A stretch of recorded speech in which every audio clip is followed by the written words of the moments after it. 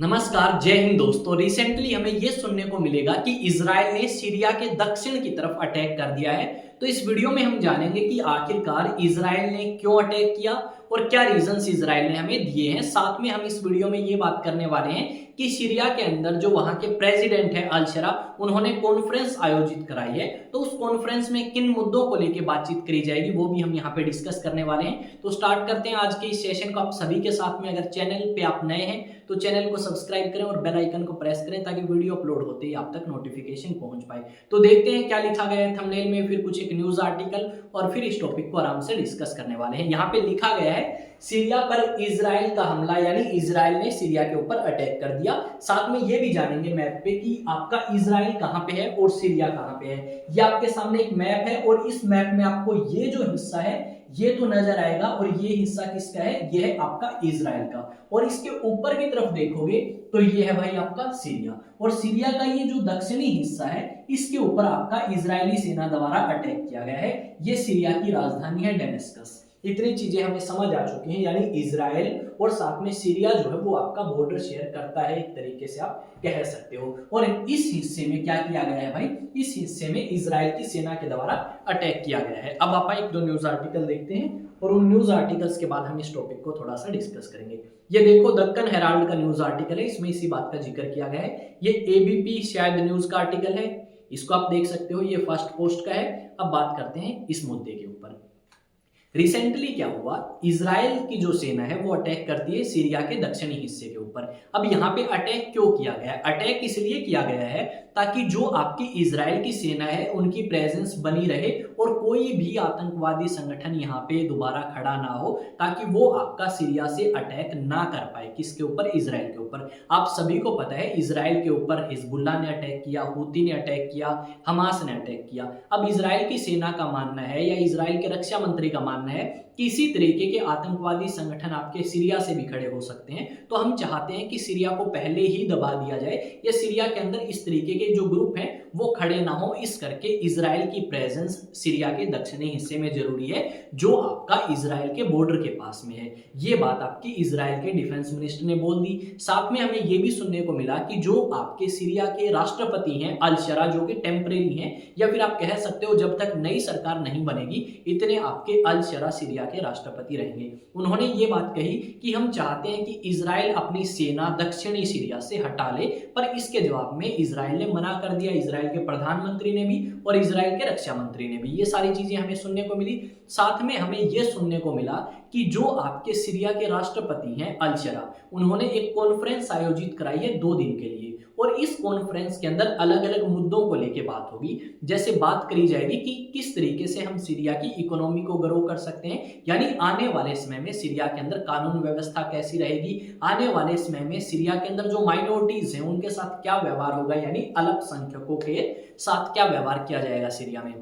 Syria का एक नया कॉन्स्टिट्यूशन बनाने की जरूरत है। ये सारी चीजें आपकी यहाँ पे 2 दिन की कॉन्फ्रेंस के अंदर डिस्कस करी जाएंगी। पर यहाँ पे यूएस बेस्ड एक संगठन है सीरिया के अंदर, सीरियन डेमोक्रेटिक फोर्सेस। अब उम्मीद थी कि इन्हें भी इनवाइट किया जाएगा, पर इन्हें इनवाइट नहीं किया गया, जो कि आपका सीरिया के नॉर्थ ईस्ट के हिस्से के ऊपर अपना प्रभाव जमा के बैठे हैं। यहाँ पे राष्ट्रपति अल शरा ने इन्हें इन्वाइट नहीं किया। साथ में अगर आप देखोगे तो जितनी भी सीरिया की पॉपुलेशन है उसके 10% लोग जो है वो कुर्द हैं। ये बात यहाँ पे हमें पता लगी अलग अलग सोर्सेज के माध्यम से। अब हमें यहाँ पे ये जानना होगा कि सीरिया के राष्ट्रपति ने सीरियन डेमोक्रेटिक फोर्सेस को इनवाइट क्यों नहीं किया। तो उन्होंने रीजन दिया कि अगर जितने भी संगठन हैं वो अपने हथियार छोड़ देते हैं और हमारे साथ आते हैं, बैठते हैं, बातचीत करते हैं, तो डेफिनेटली हम उनका स्वागत करेंगे। अगर हमारे साथ कोई नहीं आता हथियार छोड़ के तो उनको हम इनवाइट नहीं करेंगे। हम एक ऐसा कॉन्स्टिट्यूशन बनाना चाहते हैं जो सीरिया को आगे की तरफ लेके जाए, एक इलेक्टेड गवर्नमेंट हो जो लोगों के लिए काम करे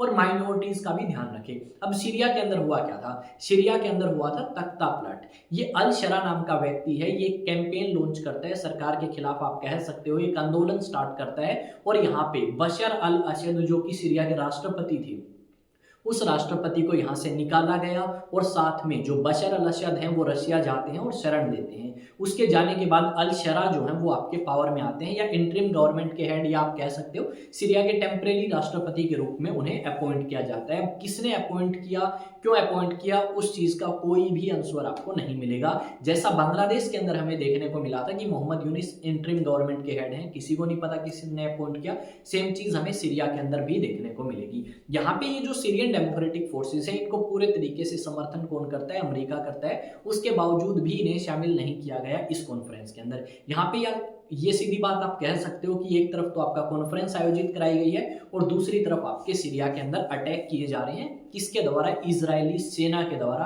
और इजराइल ने कहा कि हमें हमारी सिक्योरिटी के लिए ऐसा करना होगा और हमारी सेना जो है वो आपकी मौजूद रहेगी कहाँ पे, सीरिया के अंदर। और यहाँ पे मैंने आपको बता दिया है। अब आप कुछ एक न्यूज आर्टिकल देखते हैं क्या लिखा गया है। यहाँ पे लिखा गया है सीरिया के जो अल शरा है उन्होंने क्या किया, नेशनल यूनिटी के लिए क्या किया है, एक कॉन्फ्रेंस बुलाई है और यहाँ पे कुर्दिश फोर्स जो है वो आपकी मिसिंग है, यानी उनको बातचीत के लिए नहीं बुलाया गया है। ये बात यहाँ पे आपकी स्पष्ट मेंशन है कि यूएस बैक जो कुर्दिश फोर्सेस हैं उन्हें इनवाइट नहीं किया गया है। उसके बाद एक न्यूज आर्टिकल और देखते हैं। यहाँ पे लिखा है रात से अंधेरे में इजराइल ने सीरिया की राजधानी पर किया एयर स्ट्राइक, मच गया हड़कंप, कितनों की मौत। इस तरीके के न्यूज आर्टिकल हमें थोड़ा सा इंडिया में देखने को मिलते हैं जो बढ़ा चढ़ा के बोलते हैं। यहाँ पे आप डेट देखो भाई, 26 फरवरी 2025 की न्यूज आर्टिकल है, सुबह 8:23 का। उसके बाद अगर बात करें तो ये देखो, इजराइल डिफेंस मिनिस्टर जो है उन्होंने कंफर्म किया है सीरिया के ऊपर अटैक, और वो भी सीरिया के दक्षिणी हिस्से के ऊपर। यहाँ पे देख सकते हो ये बात आपकी लिखी गई है कि भाई हाँ हमने अटैक किया है, और हमने अटैक क्यों किया है उसके बारे में भी इन्होंने स्पष्ट मेंशन किया है। यानी आप देख सकते हो कि इजराइल अपनी पावर का इस्तेमाल जो है वो किस तरीके से करता हुआ नजर आएगा आसपास के क्षेत्र में, ये कहते हुए कि हमें हमारी इंटरनल सिक्योरिटी के लिए ये सारी चीजें करनी होंगी और साथ में एक्सटर्नल सिक्योरिटी के लिए भी, ताकि हमारे देश के ऊपर किसी भी तरीके का हमला जो है वो ना हो पाए। यहाँ पे आप देख सकते हो भाई अलग अलग न्यूज आर्टिकल्स जो हैं वो हमने यहाँ पे देखे हैं और इन न्यूज आर्टिकल्स के माध्यम से हमने ये समझा है। ये जो क्षेत्र है भाई ये सारा है कहाँ पे, तो ये जितनी भी चीजें फिलहाल चल रही हैं वो सारी इस क्षेत्र में चल रही है भाई, ठीक है। यहाँ पे अगर हम बात करें तो थोड़ा सा अच्छे तरीके से मेंशन करते हैं, इस क्षेत्र में चल रही है। यानी यहाँ पे हमारी कंट्री इंडिया है, यहाँ पे पाकिस्तान है, यहाँ पे अफगानिस्तान है, यहाँ पे कौन सी कंट्री है आपकी, ईरान है, ठीक है। यहाँ पे कौन सी कंट्री होगी, इराक होगी। तो ये सारी कंट्रीज हैं और इस क्षेत्र के अंदर आपका ये प्रभाव जो है हमें देखने को मिलेगा, ठीक है। इस क्षेत्र में जो मैंने यहाँ पे मेंशन किया रेड कलर से। और यहाँ पे इंस्टेबिलिटी काफी लंबे समय से है, कभी हिजबुल्ला, कभी हमास, कभी हूती रिबेल्स इनके ऊपर अटैक करते रहे हैं, सीरिया के सोल्जर्स भी, और साथ में ये भी सीरिया के ऊपर, सॉरी इजराइल के सोल्जर्स, और ये आपके इजरायली सोल्जर्स भी इनके ऊपर अटैक करते रहे हैं। अगर आप देश और दुनिया से जुड़ी इसी तरीके की खबर जानना चाहते हैं तो आप इस चैनल को एग्जाम टॉक्स को सब्सक्राइब कर सकते हैं, आपका अपना चैनल है। एक नए सेशन में एक नई न्यूज़, एक नई अपडेट के साथ फिर से मिलेंगे। और आप कमेंट करके बताएं जिस टॉपिक पे आप वीडियो चाहते हैं, और वीडियो आपको कैसी लगी कमेंट करें, चैनल को सब्सक्राइब कर लें और साथ में वीडियो को लाइक करना ना भूलें। मिलते हैं एक नए सेशन में एक नई न्यूज़ के साथ, तब तक जय हिंद जय भारत।